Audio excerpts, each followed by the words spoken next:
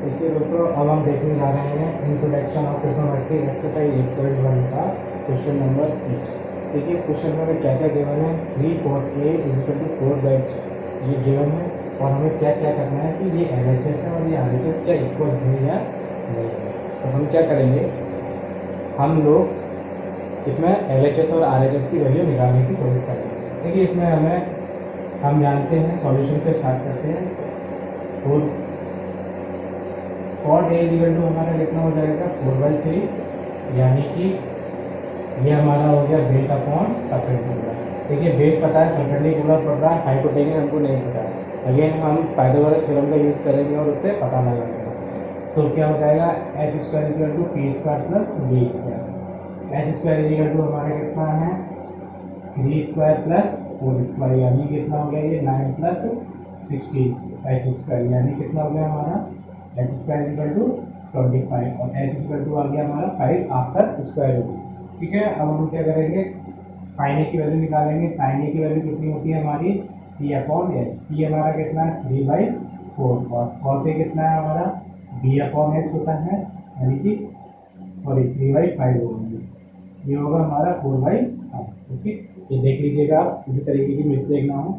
इसके अलावा हम पहले LHS में वैल्यू रखना शुरू करेंगे। तो LHS में हम वैल्यू रखेंगे तो कितनी हो जाएगी हमारी 1 - 3/4 का होल स्क्वायर अपॉन 1 + 3/4 का होल स्क्वायर। तो ये हमारा कितना हो गया 1 - 9/16 अपॉन 1 + 9/16। एलसीएम ले लेंगे दोनों न्यूमरेटर डिनोमिनेटर में, तो क्या आ जाएगा 16 - 9 अपॉन 16 + 9। और ये हमारा, इसको मैंने डायरेक्ट लिख दिया, मैं डायरेक्ट में लिख के इसको ऐसे लिख देता हूँ 16 + 9 अपॉन 16। ये कर दिया आप उसने, तो 16 - 9 7/25। ये हमारा क्या आ गया 7/25, इसका LHS की वैल्यू आ गई। ओके, अब हम RHS की वैल्यू निकालते हैं। RHS की वैल्यू क्या आएगी हमारी, cos² A की वैल्यू हमें पता है कितनी है 4/5, तो लिख दीजिए 4/5 का होल स्क्वायर माइनस 3/5 का होल स्क्वायर, यानी कितना हो गया ये 16/5 माइनस 9/5, सॉरी 16/25 और 9/25, यानी कितना ये हो गया हमारा 7/25। ये हमारी वैल्यू किसकी आ गई, ये है LHS = RHS, LHS = RHS as verified. ठीक है, यही हमको चेक करना था कि LHS RHS के इक्वल है या नहीं है। अब हम 9th क्वेश्चन की तरफ मूव करते हैं। देखिए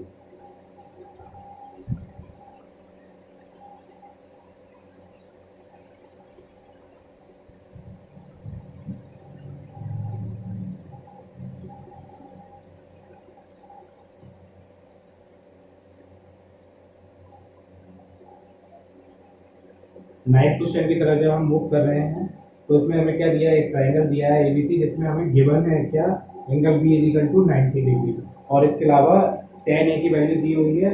tan A में कितना दिया हुआ है 1/√3। ठीक है, और इसके अलावा हमें क्या निकालना है, कुछ वैल्यूज हमें दी हुई है वो हमको निकालना है। हम पहले ट्रायंगल बना लेते हैं। ठीक है, जिसमें हमारा एंगल भी कितना है 90 डिग्री हमको पता है, और ये ए मान लो, ये सी मान लो, इसमें हम कुछ भी मान सकते हैं। इसमें हमें कहीं ए के बारे में बात की गई है, कहीं सी के बारे में बात की। ठीक है, ट्राइंगल सेम है, सिर्फ ए और सी एंगल के बारे में बात की। मैं दोनों ट्राइंगल एक साथ बना लेता हूँ, जिससे आपको वैल्यू निकालने में आसानी होगी। किसी एंगल के लिए पहले मैं इसको ए मान लेता हूँ, तो सी मान लेता हूँ, हमारा सिमेट्रिकल चलेगा ABC। दूसरा एक और डायग्राम बना लेता हूँ, सेम, इसको सी मान लेता हूँ, इसको ए मान लेता हूँ, इसको बी और मान है। ये सब सिमेट्रिकल बनाने की कोशिश की गई है। इस क्वेश्चन के लिए ये परपेंडिकुलर है, ये बेस है, ये हाइट है, इसमें ये हाइट है, ये परपेंडिकुलर है और ये वैल्यू बदल गई है, बाकी ट्रायंगल सेम रहेगा। ठीक है, अब हम आगे बढ़ते हैं, जिसमें हमें गिवन क्या है क्वेश्चन में, tan A = 1/√3। हम tan A की वैल्यू जानते हैं कितनी होती है P/B। तो P हमारा कितना हो गया परपेंडिकुलर, देखिए A की बात की गई है, हमारा किसके ऊपर वाला ट्रायंगल, यानी कि P की वैल्यू हमारी कितनी हो जाएगी परपेंडिकुलर की 1 हो जाएगी, और बेस हमारा कितना हो जाएगा √3 हो जाएगा। ठीक है, अब हम क्या करेंगे, पाइथागोरस थ्योरम का यूज करेंगे और उससे हम क्या निकालेंगे, उससे हम x की वैल्यू निकालेंगे। तो देखिए ये भी आसान है, मैं डायरेक्ट करने की कोशिश करूँगा अगर आपको कोई दिक्कत ना हो तो। देखिए बी का स्क्वायर, क्योंकि हाइपोटेनियस ही निकालना है, तो थ्री का रूट थ्री का स्क्वायर थ्री, और वन का स्क्वायर वन, तो ये कितना हो गया, three plus one four. Four किसका स्क्वायर रूट होता है, टू का, तो यहाँ क्या आ जाएगा हाइपोटेनियस हमारा टू। अगर आप चाहो तो मैं यहाँ साइड में कर देता हूँ, H square is equal to T square plus D square, जिससे आपको दिक्कत नहीं हो, इसके लिए हम दूसरा कर लेंगे।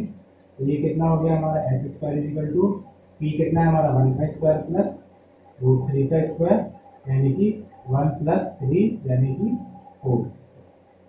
एच स्क्वायर हमारा कितना आ गया आपका फोर, तो एच इक्वल टू हमारा कितना हो जाएगा टू। यहाँ तक तो आपको समझ में आ गया। ओके, तो इसके लिए अगर हम वैल्यू निकालना चाहें तो हम निकाल सकते हैं। अब हम इसके लिए भी निकाल लेते हैं। देखिए क्वेश्चन सेम रहेगा, इसमें भी हमारा पाइथागोरस थ्योरम की लगेगी, लेकिन यहाँ परपेंडिकुलर बेस बन जाएगा, बेस परपेंडिकुलर, तो हमारा हाइपोटेनियस तो क्या होगा, सेम ही आएगा।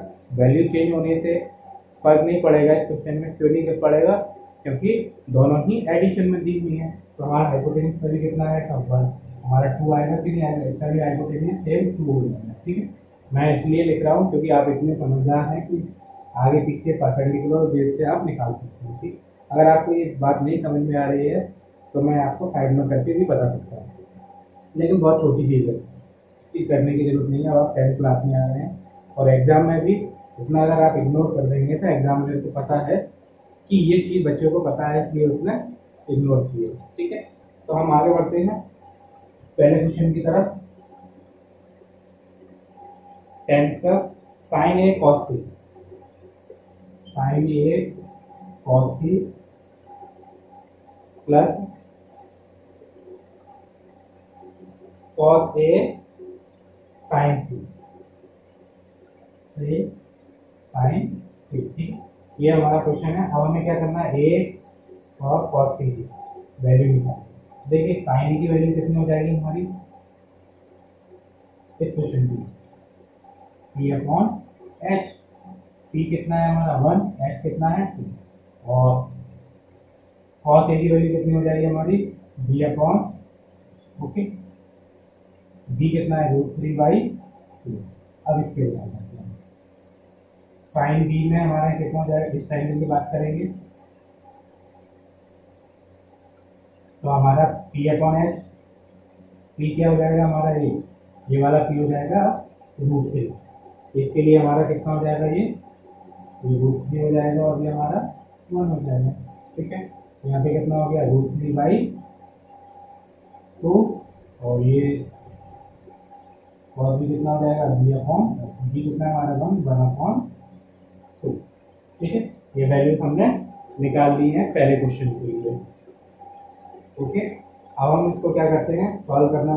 सॉरी यहाँ पे बी लिखा है मैंने, देखिए एक मिस्टेक हो रही है, मैं इस मिस्टेक को यहीं पे सॉल्व कर देता हूँ। यहाँ पे बी नहीं आएगा, यहाँ पे क्या आएगा, सी आएगा। इसके बारे में बात कर रहे थे, इस एंगल के बारे में बात कर रहे थे, यहाँ पे इस एंगल के बारे में बात कर रहे हैं। यहाँ पे जब जिस एंगल के बारे में बात की जाती है वही एंगल हम यहाँ पे लेते हैं। तो वैल्यू हमने रख दी, अब आपको ये वैल्यू पुट करनी है। तो साइन की वैल्यू कितनी है, one by two plus into cos C की वैल्यू कितनी है, वन बाई टू। ओके, इसके बाद plus cos A, cos A हमारा कितना है, root three by two plus, sorry into sine C की वैल्यू कितनी है, रूट थ्री बाई टू, तो ये हो गया one by two plus three by four. दोनों को डिनोमिनेटर थ्री में दोनों ऐड हो जाएंगे, फोर बाई फोर यानी कितना आ गया, ये वन। ओके, पहले की वैल्यू आ गई हमारी, अब हम सेकंड की वैल्यू इसी से ही निकाल लेते हैं। तो cos A cos C minus sine A sine C, question हमारा कितना है, sine A sine C. Cos A की वैल्यू आपको पता है root three by two, cos C की वैल्यू पता है one by two, minus sine A की वैल्यू पता है आपको वन बाई टू, और साइन सी की वैल्यू आपको पता है root three by two. Solve कर लीजिए, root three by four minus root three by four, यानी कितना आ जाएगी। ये हमारा एक क्वेश्चन, सॉरी ये हमारा 9th क्वेश्चन है, हमारा ध्यान दे दीजिएगा। ये हमारा 9 क्वेश्चन है। मैं क्वेश्चनों की सीरियल नंबर अक्सर भूल जाता हूँ, लेकिन आप मत भूलिएगा, ऐसी मिस्टेक आप मत कीजिएगा। ये हमारा इसका सॉल्यूशन हो गया। इस क्वेश्चन में किसी भी तरीके का डाउट हो तो आप मुझसे कंसल्ट कर सकते हैं, ये नंबर पर आप मुझे मैसेज कर सकते हैं। Okay, thank you so much. अब हम नेक्स्ट क्वेश्चन पर आते हैं, क्वेश्चन नंबर 10। आप इसको डाल दीजिएगा, मैं डालने जा रहा हूँ।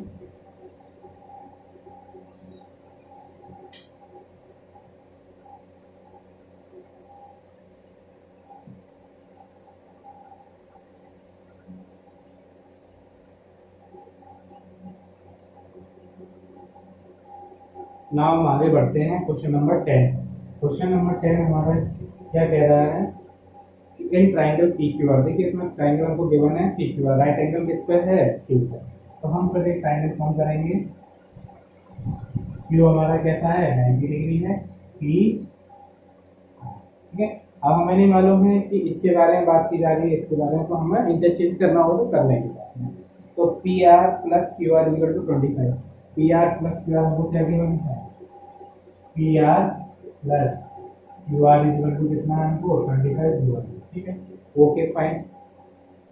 पी क्यू हमको कितना गिवन है, 5 सेंटीमीटर। पी क्यू कितना गिवन है हमको, 5 centimetre. Okay fine.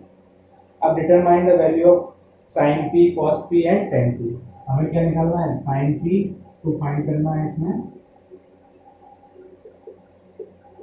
Sign P, cos P and tan P की वैल्यू निकालनी है। ओके, अब देखिए हमें पी के बारे में बात की है तो हम पी को नीचे लेके जाते हैं, ठीक है। आप वहाँ से भी कर सकते हो, ऐसा कुछ नहीं है, लेकिन आसानी जिसमें पड़े वो काम करिए, है ना। तो हम आगे बढ़ते हैं। तो अब हमें क्या करना पड़ेगा, देखिए पी क्यू की तो हमें वैल्यू गिवन है 5। ओके भाई, इन दोनों का सम हमको दिया हुआ है, ठीक है।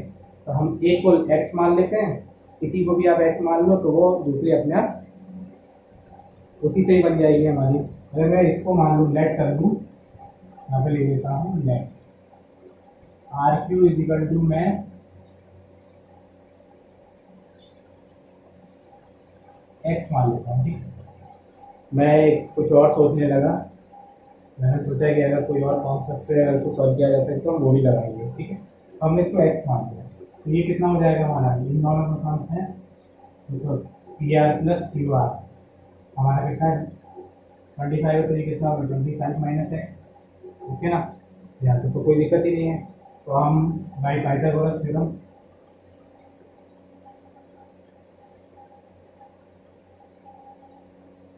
एच स्क्वायर इक्वल टू कितना हो जाएगा हमारा, T square plus T square, x जगह हम लिख सकते हैं 25 माइनस एक्स स्क्वायर का whole square equal to x square plus 5 square.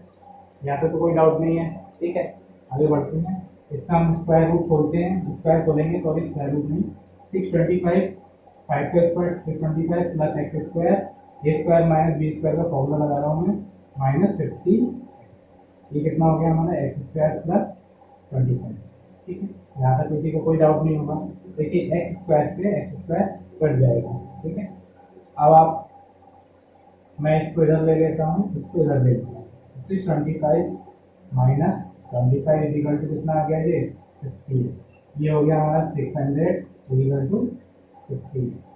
X equal to हमारा कितना हो जाएगा, 600 अपॉन 50।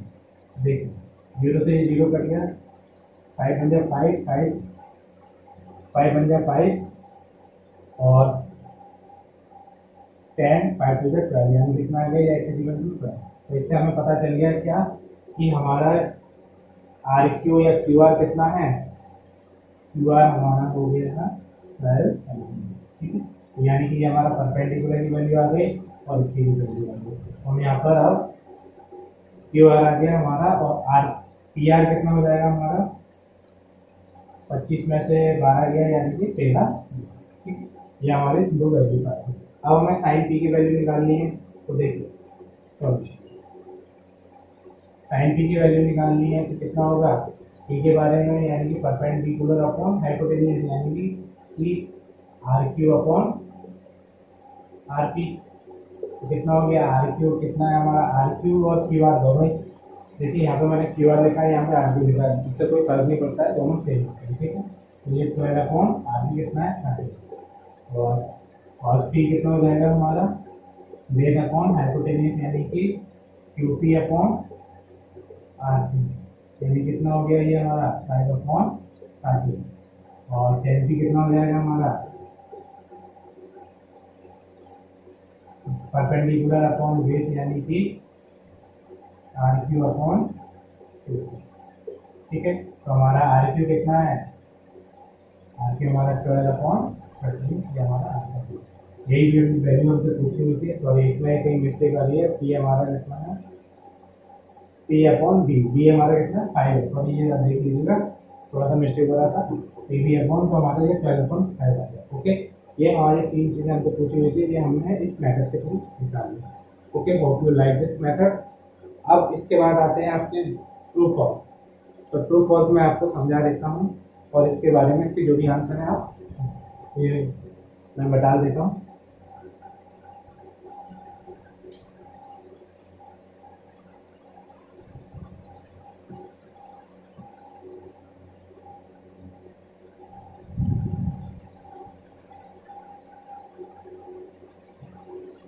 देखिए मेरे पास एनसीईआरटी की बुक है, जिसमें पेज नंबर 181 पर एक्सरसाइज 8.1 दी हुई है, जो हमने अभी पूरी सॉल्व की है।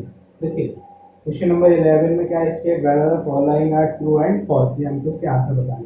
The value of 10a is always less than 1। देखिए 10 की वैल्यू हमेशा लेस देन 1 होती है, ये हमसे कहा गया। देखिए हम जानते हैं 10 की वैल्यू क्या, आप अभी आगे वाली नेक्स्ट एक्सरसाइज में पढ़ोगे कि 10 क्या होता है। देखिए P upon perpendicular upon base.